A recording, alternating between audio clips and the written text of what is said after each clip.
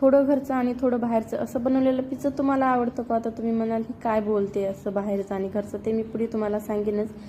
त्याआधी मी काय केले, इथं एक शिमला मिरची, टोमॅटो आणि कांदा मोठ्या आकारात कट करून घेतला आहे. कढईत कॉर्न घालून थोडंसं तेल घालून चवीपुरतं मीठ घालून याला आपल्याला भाजून घ्यायचं आहे. आता इथं भाज्या आपल्याला थोड्याशा फ्राय करून घ्यायच्या. त्यासाठी शिमला मिरची घालते, थोडंसं तेल घालून घेते जेणेकरून आपल्या या भाज्या करपणार नाहीत.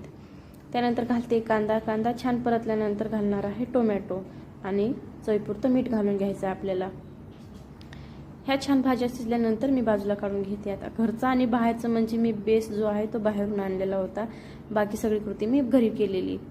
तर इथं बेसवर घालते आहे मी पिझ्झा टॉपिंग, थोडंसं मेयोनीज आणि छान प्रकारे आपल्याला हे पूर्ण बेसवर लावून घ्यायचं आहे. त्यानंतर घालते आहे भाज्या ह्याच्यावर छान अशा आपण घालून घेऊयात. त्यानंतर घालणार आहे कॉर्न भरपूर असं घालायचं आहे. त्यानंतर चीज किसून घालते आहे, इथे चीज पण आपल्याला भरपूर असं घालायचं आहे आपल्या आवडीनुसार. त्यानंतर घालणार आहे चिली फ्लेक्स आणि थोडंसं ऑर्गॅनो. तव्यावर आपण बटर किंवा तूप लावून घेऊ शकतो. मी इथं तूप लावते. एक 5 मिनिट आपल्याला असंच बारीक गॅसवर झाकण ठेवून याला बेक करून घ्यायचं आहे. चला तर मग तयार आहे आपला पिझ्झा. आवडला असेल तर चॅनलला नक्की सबस्क्राईब करा.